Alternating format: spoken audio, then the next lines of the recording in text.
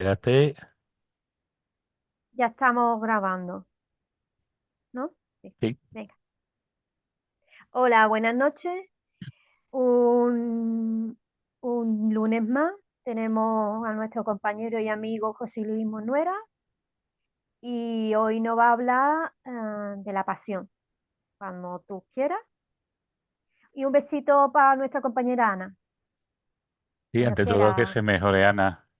Pues mira, totalmente. surge esta idea a raíz de una colaboración que he hecho en la radio en Onda Giralda sobre la pasión de Cristo, pero fue muy breve la colaboración. Entonces dije, bueno, pues ¿por qué no hace un programa especial, ya que se acerca la Semana Santa en Sevilla, y por qué no ver la representación de la pasión de Cristo en las distintas imágenes que procesionan por la ciudad de Sevilla, ¿no?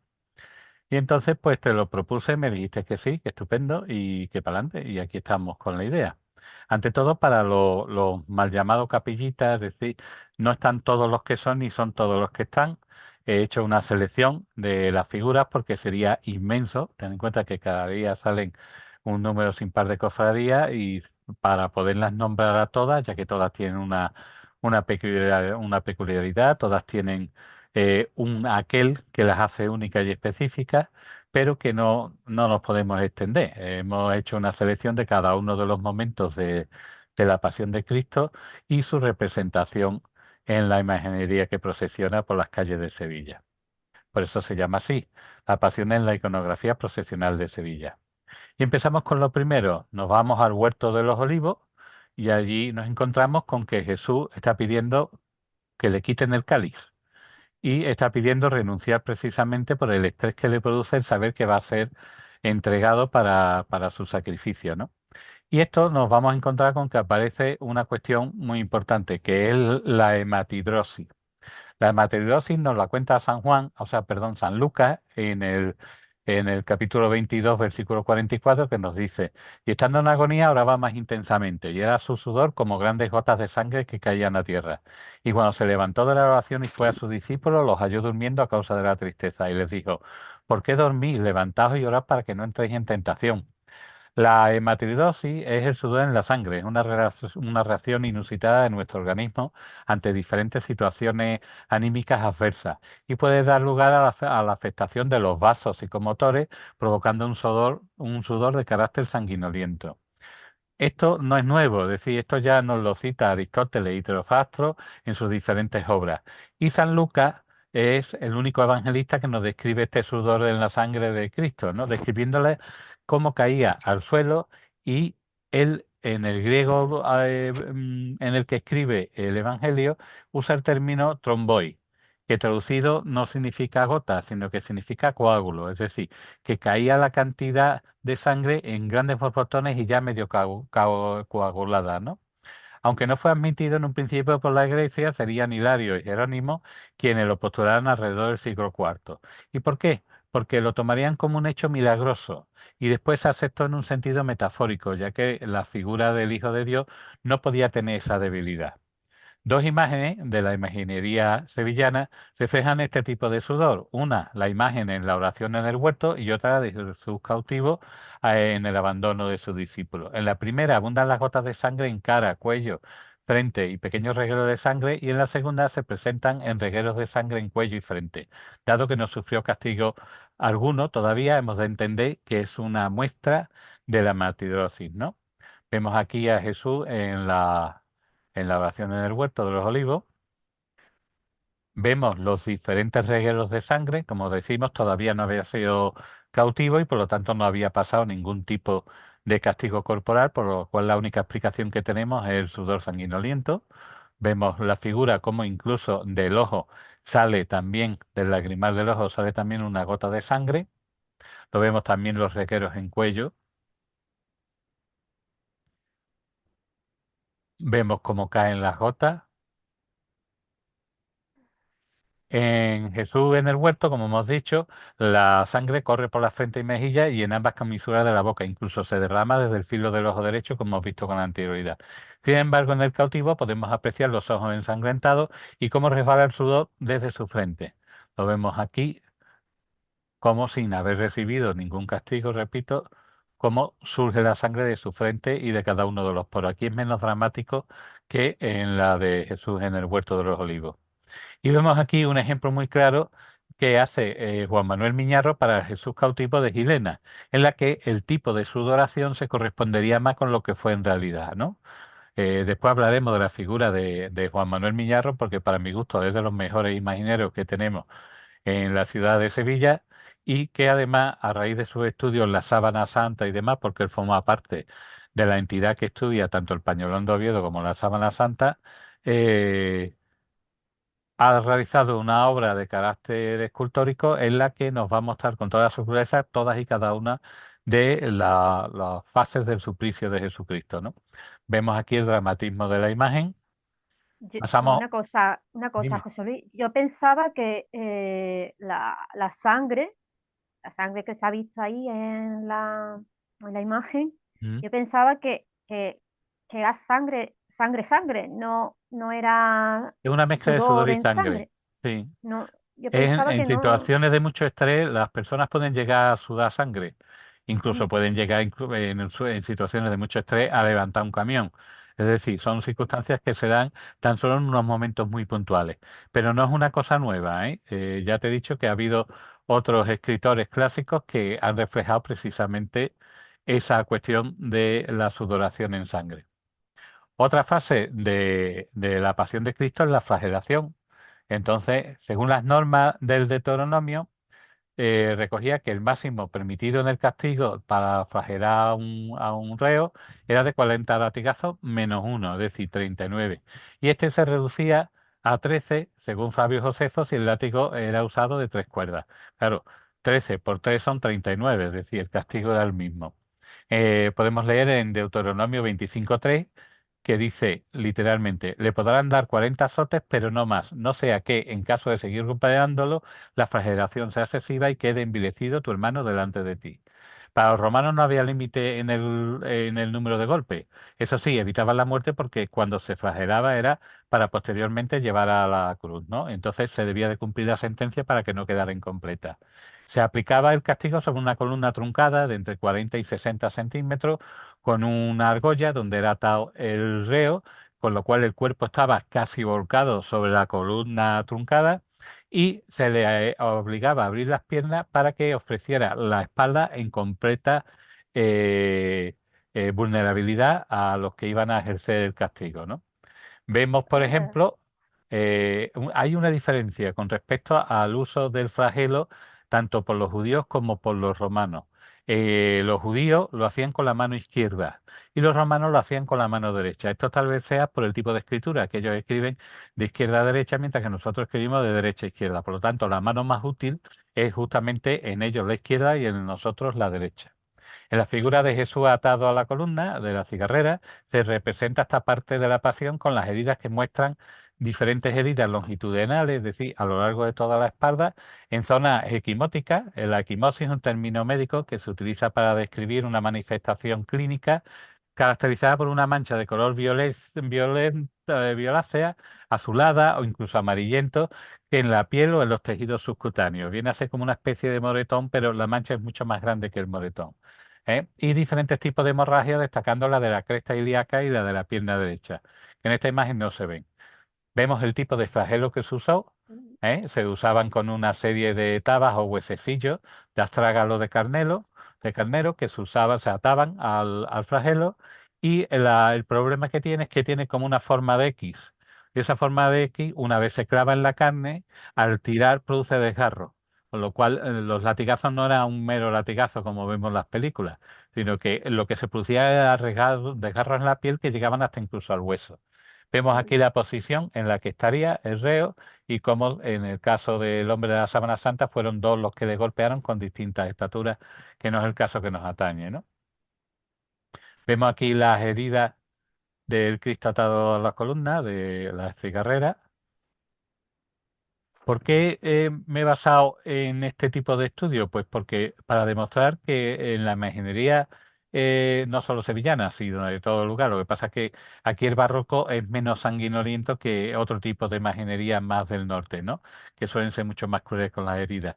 Pero existe un gran verismo con las heridas, es decir, existen diferentes manuales de la Pasión de Cristo vista por un médico, de diferentes estudios forenses sobre la muerte de Jesús, en la que demuestra que en la iconografía barroca sevillana se da ese tipo de verismo a la hora de representar no solo las heridas, sino las diferentes contusiones que aparecerán, ¿no? Veremos ahora muchas que no entran dentro de la lógica, pero que sí forman parte de ello, ¿no? Como veremos algunos desollados de rodillas y demás. Vemos aquí un ejemplo de cómo fue castigado el hombre de la sábana, es un ejemplo como si fuera la figura de Cristo, según el Cristo sindónico que hizo Juan Manuel Miñarro, y vemos la cantidad de contusiones que recibió por todo el cuerpo, ¿no? Por delante y por detrás, según todos los regueros de sangre que aparecen tanto en el anverso como en el reverso de la sábana santa.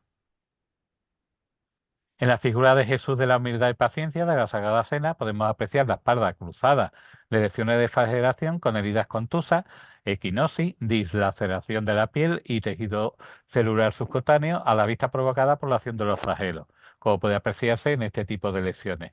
¿eh? Vemos cómo la espalda está francamente destrozada en el Cristo de la Cena, en la representación de Jesús al pueblo, en San Benito, perdón, en el Cristo de la Lanzada, nos aparece una imagen que es muy poco conocida, pero que se aprecian numerosas lesiones equimóticas, heridas contusas con heridas lineales con hemorragia. Todo esto a lo largo de todo el perímetro torácico de este Cristo, que mide aproximadamente unos 86 centímetros. Vemos la cuerda de las heridas y el verismo con el que están representadas. Madre mía. Wow. Claro, la coronación de espinas es otra de las fases de la pasión de Cristo. Fue improvisada, de hecho es un hecho que después veremos que tan solo sabemos que se le coronó con espinas y demás porque nos lo dicen los apócrifos de Nicomedo, de Nicodemo y los hechos de Pilato, antes de la crucifixión supuestamente y después de haberlo castigado con los latigazos. Esto fue improvisado usando el tipo de espina que se da en Palestina, muy cerca del Córgota, que es el Sísifus o el palinuro, aculeatus, que se distingue por tener un aguijón blanco en forma de espina recta situado a cada lado del peciolo. Es decir, vemos cómo la vara tiene una espina a cada lado de lo que sería la ruta de la vara y que además no es rígida, con lo cual se puede moldear con facilidad para darle esa forma de corona, que no de como tal lo vemos, que lo vemos con una forma así como de corona básica, pero en realidad fue un casquete. ¿eh? Y la base en la que nos basamos precisamente para saber que era un casquete y no una corona es precisamente en que aparece en un fresco encontrado en el siglo II en las catacumbas de Pretextato, donde aparece la figura de Cristo con una corona, con una especie de casquete ¿eh? de espino en la cabeza. Casquete de espino tal como aparece aquí, ¿eh? en el Museo de la Pasión, en Jerusalén. Podemos ver este casquete de espino. ¿eh? Y, por Eh, ejemplo, en el Cristo del Calvario podemos ver multitud de heridas en la frente con forma de botonadura, como una reacción inflamatoria en todo el contorno con regueros de sangre y zonas equinóticas en la frente.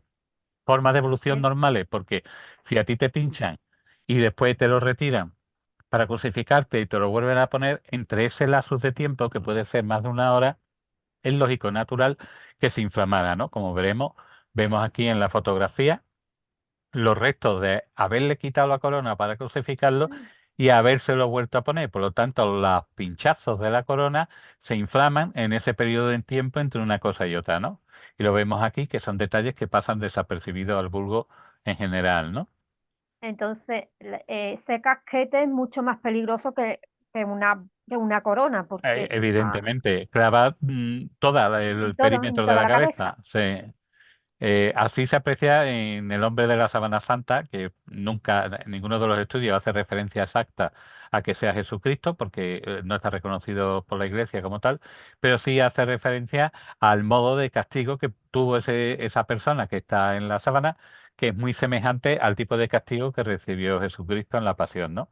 Vemos aquí el Cristo de la Coronación de Espinas, de la Hermandad del Valle, que vemos aquí cómo aparece también una herida esquimótica y vemos también cómo aparecen hinchazones precisamente de la retirada de la corona de espinas.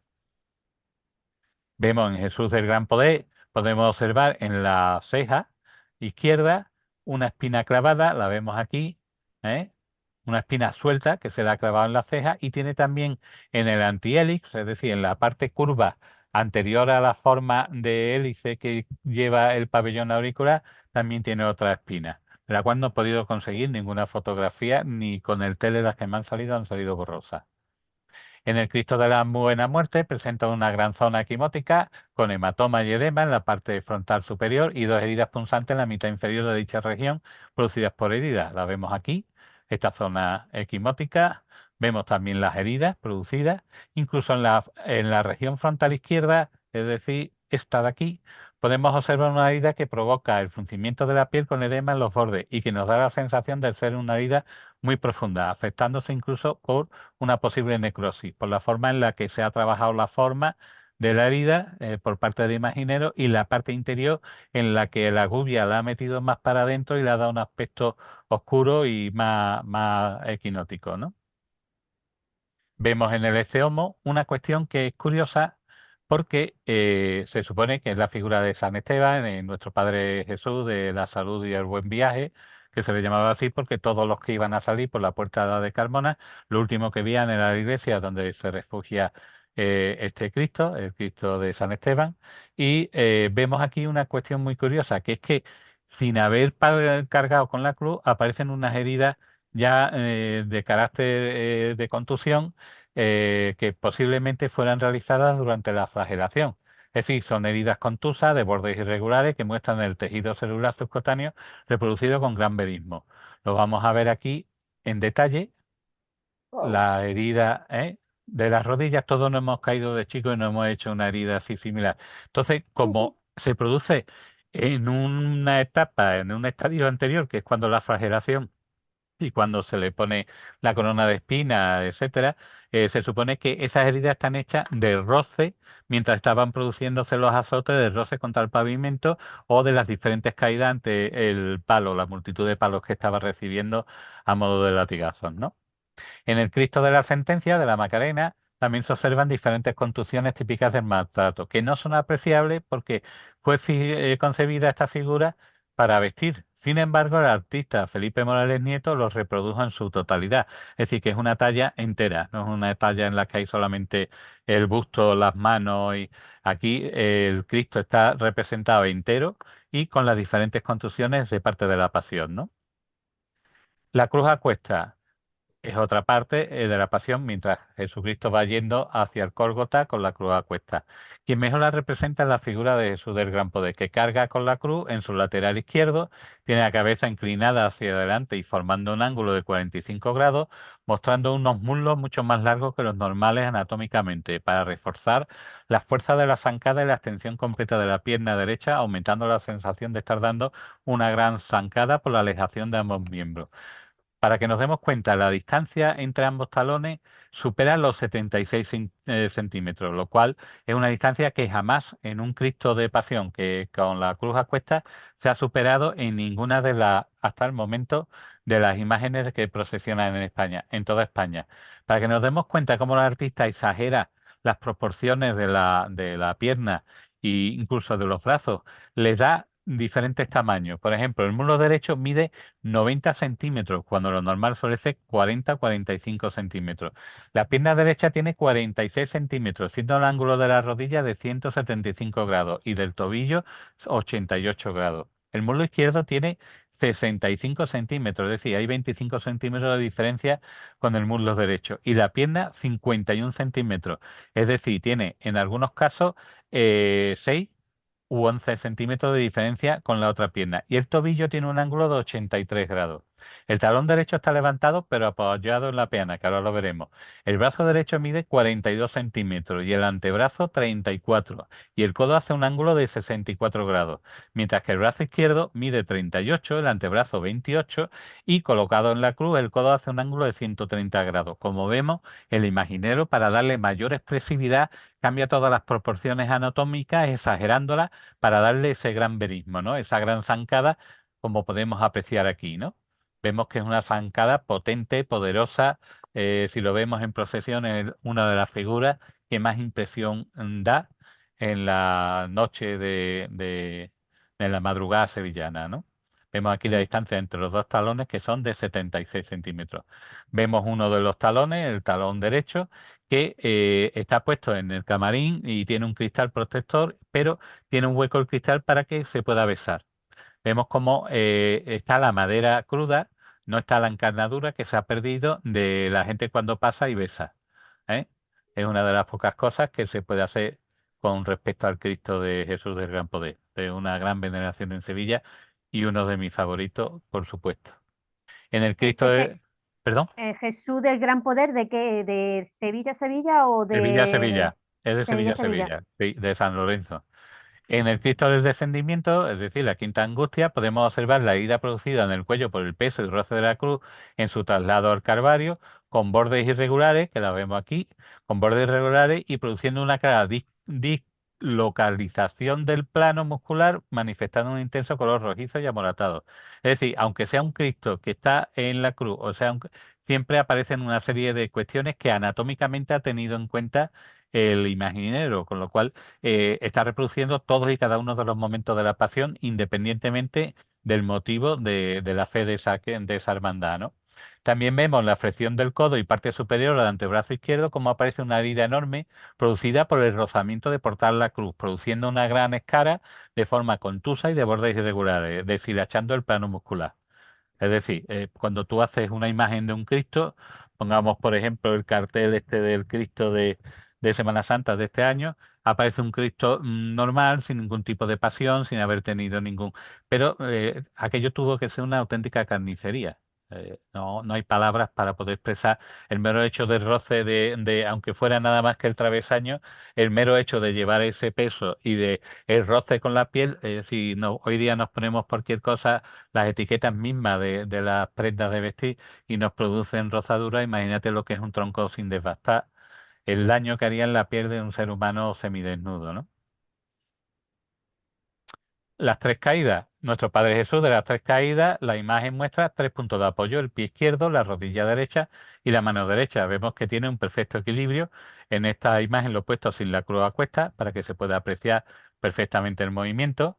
En las penas de San Vicente es mucho más complejo el movimiento. Se ven las dos rodillas en tierra, rompiendo el equilibrio, logrando tras las caídas volcarse hacia el lado izquierdo y con unas complicadas angulaciones. Pongo aquí un esquema de uno de los libros de anatomía forense que he dicho, en la que se aprecia cómo está girando hacia la izquierda, tiene torsión del cuerpo, las piernas están mirando a otro lado y el brazo está torcido porque en este caso la imagen aparece sin la cruz, que estaría aquí, pero vemos la tensión que se produce en la figura, ¿no? Y cómo los diferentes elementos nos indican precisamente ese padecimiento. Pero nos hacemos aquí una idea de la figura desvestida, y la vemos la talla, la complejidad que tiene mirando de un lado a otro. En San Isidoro vemos por fin el derrumbamiento total de la figura con ambas piernas en el suelo, las dos rodillas en la tierra y una mano que sirve para levantarse en apoyo en una roca, ¿no? Lo vemos aquí con todo su verismo y en procesión. En el despojo de sus vestiduras, al pie de la cruz, los cuatro evangelistas coinciden que a Jesús lo despojaron de sus vestiduras, aunque no puede saberse si su desnudez fue completa. Lo que sí aseguran los evangelios apócrifos es que la desnudez de Cristo fue cubierta con la toca de la Virgen María. La túnica de Jesús, como no pudo dividirse por ser inconsútil, es decir, si se dividía entre los que le produjeron el martirio, dejaría de tener la utilidad de ser una túnica, por lo tanto, se la disputaron a suerte. En este estado se representa a Jesús sentado en una peña esperando a ser crucificado, ¿no? Vemos ya muchas de las muestras de la pasión. Por ejemplo, en el Cristo de la Humildad y Paciencia de la Hermandad de la Cena se nos muestra de esta manera con una lesión en el rostro en la región malar izquierda y la espalda, como hemos visto con anterioridad, que representa dignamente el suplicio de la flagelación, ¿no? Llama la atención en nuestro Padre Jesús de las Penas un detalle que junto a su pie izquierdo aparece una florecilla tallada con 5 pétalos de forma pentagonal y que roza los pies del Cristo junto a la retracción lateral del pie izquierdo flexionado en 120 grados, ¿no? Esta imagen de la flor lo que representa es la inmortalidad y la posibilidad después de la resurrección. Pero también las 5 puntas podría representar el triángulo de la figura de Dios Padre y Espíritu Santo y la figura del hombre y de la mujer, ¿no? Formando el número 5, que es el número completo de la unión de la divinidad con la mujer. Pero eso ya entraríamos en simbología y no es lo que nos atañe en este momento. Pero sería interesante hacer uno sobre la simbología de cada uno de los elementos que aparecen en los pasos, porque están cargados de simbología cada uno de ellos. Pero eso no sería para una cuestión de 50 minutos, sería una cuestión ya mucho más larga, ¿no? Y motivo posiblemente de un libro. La crucifixión en el Cristo de la Fe, el fruncimiento de la frente, el marcamiento de las cejas, los ojos implorantes y los labios resecos implican precisamente perfectamente la vocación de su misterio, que es la fe, ¿no? Vemos que tiene en el Cristo de la Fe, no es apreciable, perdón, nada, se me ha ido. Espera, está No impaciente por, pasa nada. está impaciente por llegar al final y deja de sufrir. Pues no sé, Pobrecillo. claro, no se ve, pero hay una espina también que atraviesa la ceja también de este Cristo. Veremos que muchos Cristos están atravesados por espinas, ¿no? En diferentes partes de su anatomía. En este caso eran la ceja derecha. Y también podríamos ver que el esternocleido mastoideo, que es precisamente el que va del esternón hacia el mastoideo, en la parte aquí de atrás, que es este músculo que cuando torcemos el cuello se hincha, está muy marcado precisamente por la torsión de mirar hacia arriba, adelante y a la derecha, formando un ángulo de 160 grados, que es un ángulo muy forzado y muy fuerte, muy duro para la representación de la imagen. En este caso, los pies están clavados en el madero por separado. Hay muy pocos Cristos, tan solo hay dos que están colgados por la muñeca y tan solo hay un par de ellos también que le han puesto un clavo a cada pie, ¿no? No forma parte de la tradición iconográfica del barroco sevillano. El Cristo de la Aspiración, el cachorro, la cabeza flexionada hacia arriba, los brazos ya sin fuerza en 45 grados, el tórax henchido como a punto de dar la última para expirar, la última respiración para expirar, el abdomen en vacío pero hinchado y la relajación de los muslos, nos representa justamente el momento de la muerte, que es uno de los Cristos mejor logrados. Dice la leyenda que fue porque vio cómo apuñalaban a un gitano y el artista, el imaginero, tomó apuntes del rostro de la muerte del gitano antes de morir, ¿no? Allí en Triana. En su rostro la nariz afilada, como síndrome de premuerte, además de los párpados y hundimiento de las bolsas adiposas de los pómulos, incluso el señalamiento de las cuencas orbitales y la aparición de livideces precadavéricas, ¿no? Todo eso lo vemos perfectamente en el rostro, la nariz afilada, la pérdida de la parte adiposa de los pómulos, cómo se aprecian las cuencas, cómo los párpados se vacían, se quedan mucho más huecos. Y en su rostro aparece la opacidad de las córneas ocurriendo justamente antes en un lado que en otro, como pasa en la realidad. Cuando vemos una persona que está a punto de morir, vemos que una de las córneas se vuelve más opaca y posteriormente la otra, con la clara oscuridad o mancha esclerótica que impresiona tanto que se llama el signo del Archer o mancha ocular, ¿no? Vemos aquí que está representada esa mancha ocular del Archer en el ojo derecho, mientras que en el izquierdo todavía no se ha presentado como síndrome de premuerte, ¿no? Vemos por eso que, como digo, los imagineros sí se toman la molestia de conocer aspectos de la muerte, de conocer aspectos de la pasión de Cristo que a la mayoría de las personas nos pueden pasar desapercibidos, pero que ellos dejan perfectamente desarrollado en su obra artística, ¿no? Las venas de los brazos y piernas aparecen llenas por su posición ortostática, como está hacia arriba, la parte inferior del brazo se ve perfectamente llena, lo mismo pasa con las piernas, están llenas de sangre, así como las venas cefálicas, la basílica y la media anterior, que son partes de la cadera y de las piernas, ¿no? Apareciendo en esta imagen todavía con los pulmones llenos justo antes de la expiración. Por eso se ve con el torso hinchado. La muerte. Son muchos los elementos que pudieron ocasionar la muerte en la figura de Jesús debido a los múltiples castigos que padeció. todos incompatibles con la vida, pero el golpe de gracia fue el que se le dio después de muerto, es decir, la lanzada. En la lanzada del miércoles santo aparece una herida singular que configura la forma de la hoja que reproduce tal herida.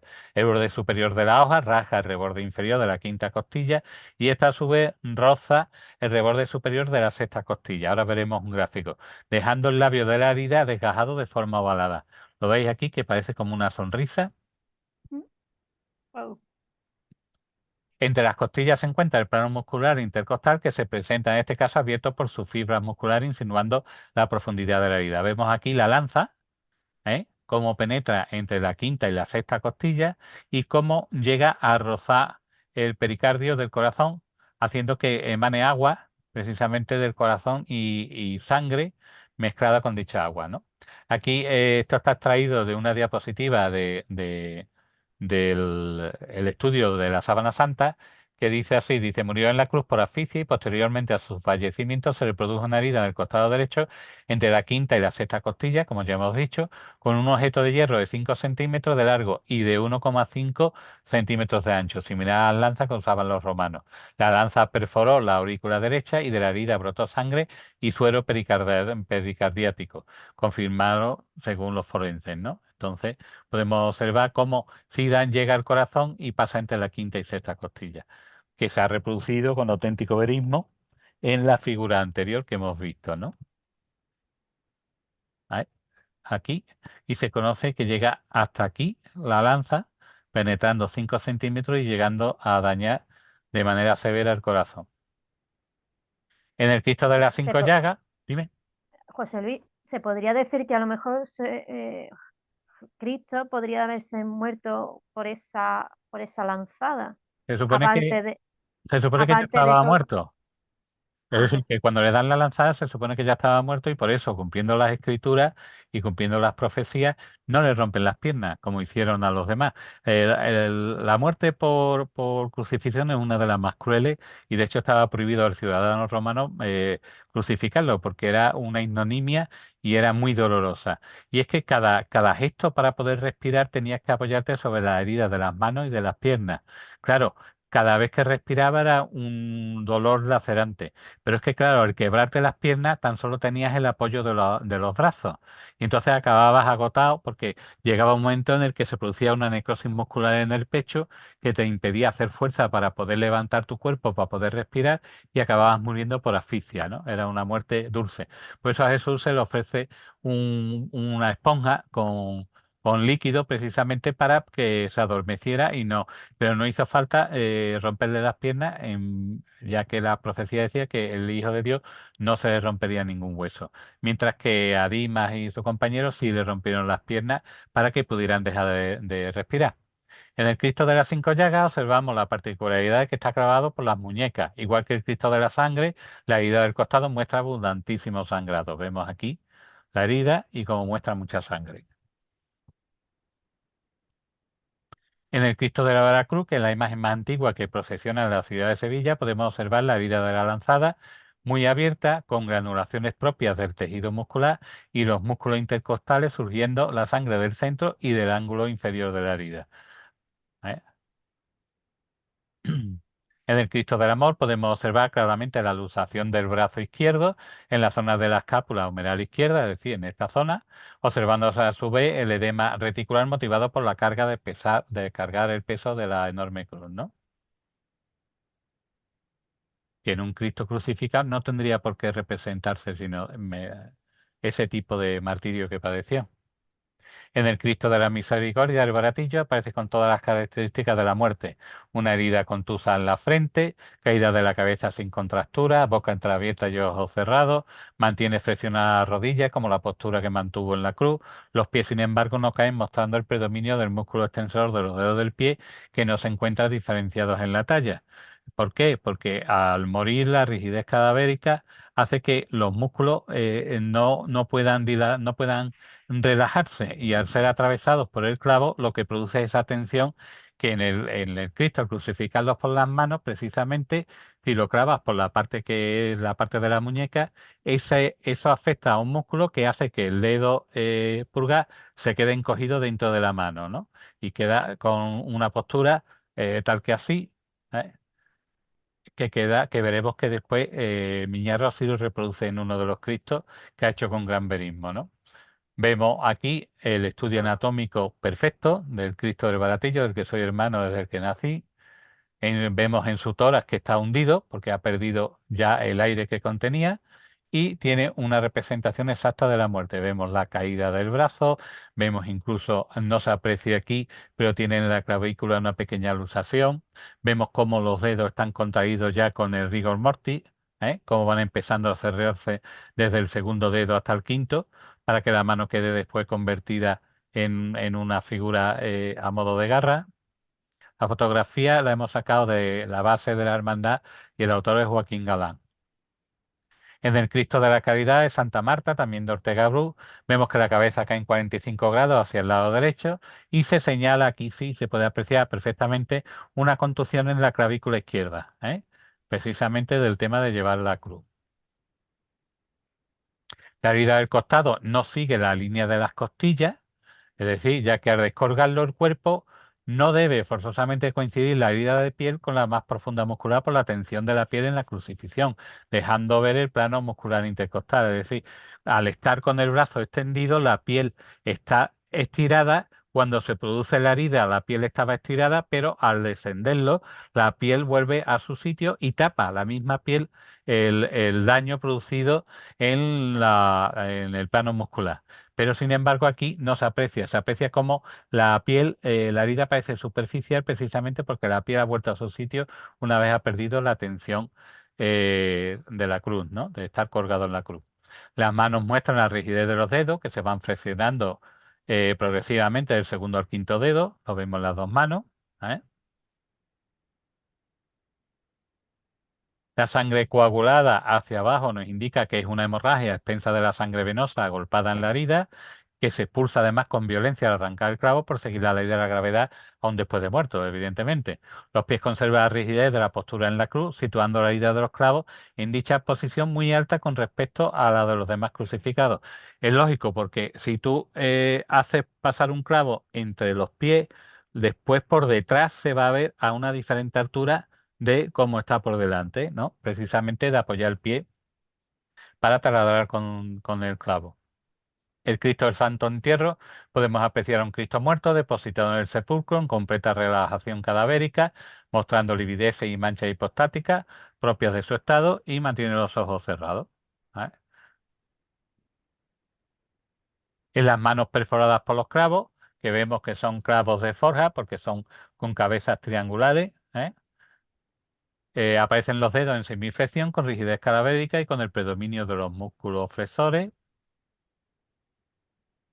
Y en su torso el hundimiento del vientre y el hombro izquierdo caído, con lo cual representa también un Cristo fallecido con todas las particularidades de la pasión, ¿no? La rigidez en la flexión de ambas rodillas, los pies rígidos que no caen, como ya hemos explicado anteriormente, manchas hipostáticas, mostrando el tipo de pie egipcio del segundo dedo más largo que el primero. Las heridas de los clavos aparecen de forma triangular y redondeadas en los planos más profundos, como podemos apreciar aquí.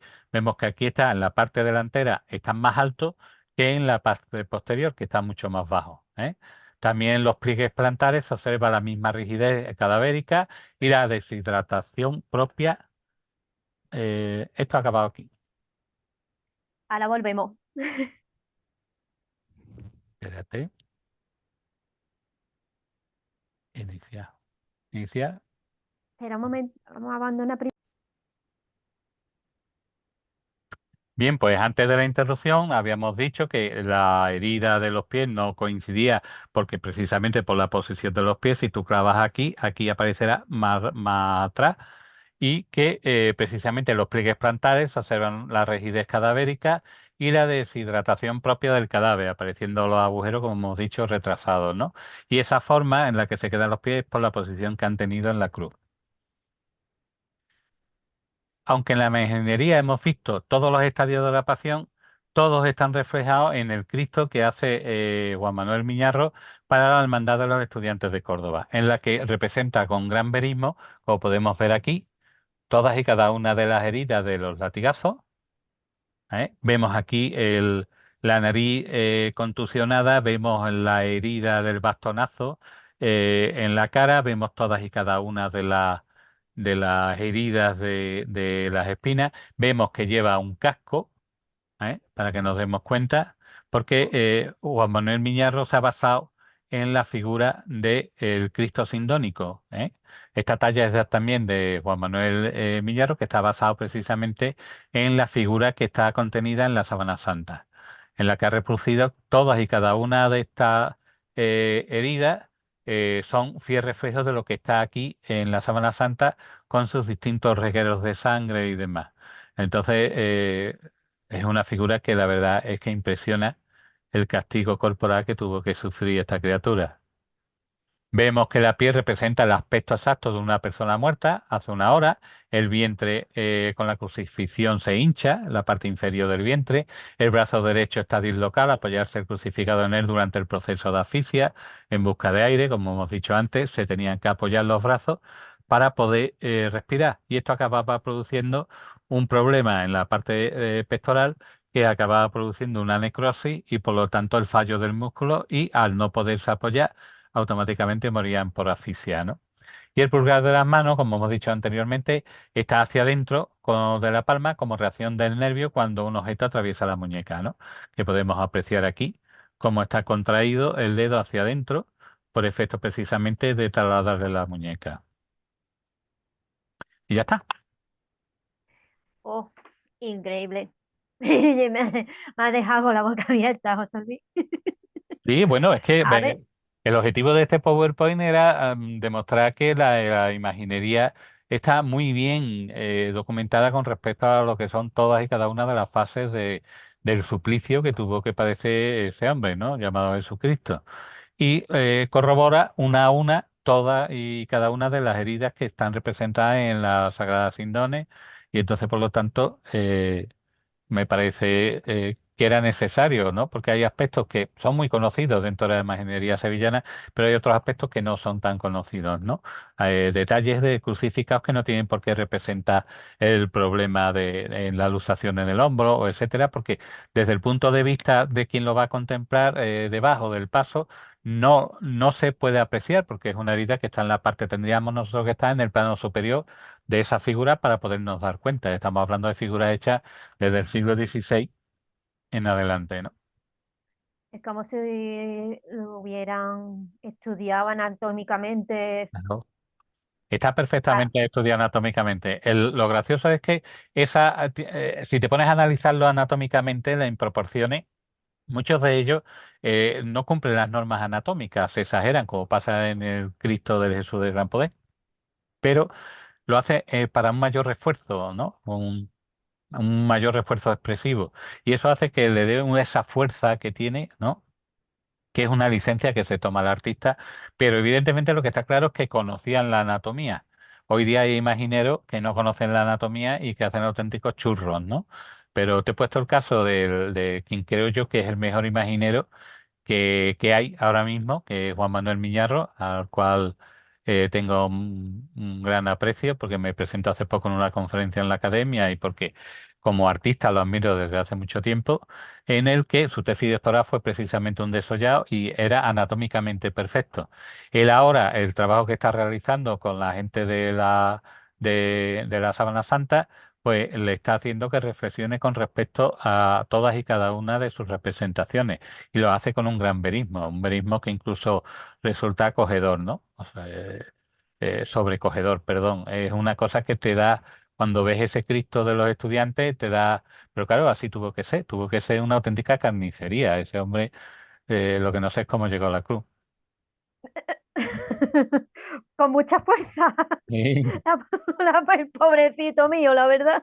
La verdad es que tenía que tener una fuerza sobrehumana porque para aguantar el suplicio que nada más que la flagelación dejó costillas al aire con toda seguridad, porque claro, al clavarse en la piel y pegar el tirón, la película La Pasión de Mel Gibson representa con cierta veracidad lo que fue el castigo, ¿no? El castigo del flagelo de la figura de No, Jesucristo.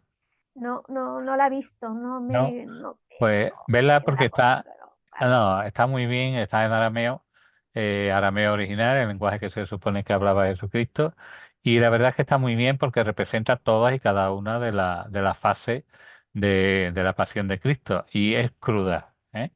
Es muy cruda de ver, pero hay que verlo porque realmente esas cosas son las que hacen que refuercen la fe de algunas de las personas, porque la verdad es que hay que ser casi divino para soportar esa crudeza, ¿no? De la pasión, ¿no? Con todas y cada una de sus fases. Es que, es que me Bueno, pues sobrecoge cuando veas la la película cosa. te vas a echar a llorar porque gente muy dura como yo, no, se te salta la lagrimilla porque dices, pero por Dios, para allá, ¿no? El pobrecito mío sale de ahí. Sí, sí, Es que sale muy mal. mm, no es las mismas las películas estas antiguas que esta que es más crudilla. No, Y la, esta ya te digo que es muy cruda, pero la recomiendo, para esta época, para que podamos comprender y darle el valor a la talla barroca en general, porque representa esa crudeza, pero de manera estética, ¿no? Lo hace mucho más asumible esa pasión de Cristo, ¿no? oh. Yo, wow, wow. Bueno, Poca cosa sabía. Ya sé un poquito más. no te creas, ya te digo que me Un tienen que poquito más. perdonar a los capillistas sevillanos, pero es que hay tanta variedad de cofradías y cada una tiene su historia, cada una tiene su motivo, que la verdad que no se puede. He hecho una historia muy concentrada, sabiendo que disponemos siempre de 40 a 50 minutos y no he querido extenderme porque hay mucho más. La verdad es que hay muchísimo más. Pero bueno, ha sido una especie de catálogo para que cuando vayamos a la Semana Santa a ver nuestros pasos en las calles, sepamos apreciar un poquito más la realidad, el verismo de lo que allí está representado, ¿no? Y sepamos comprender de verdad qué fue el castigo que se le infligió a esta pobre criatura.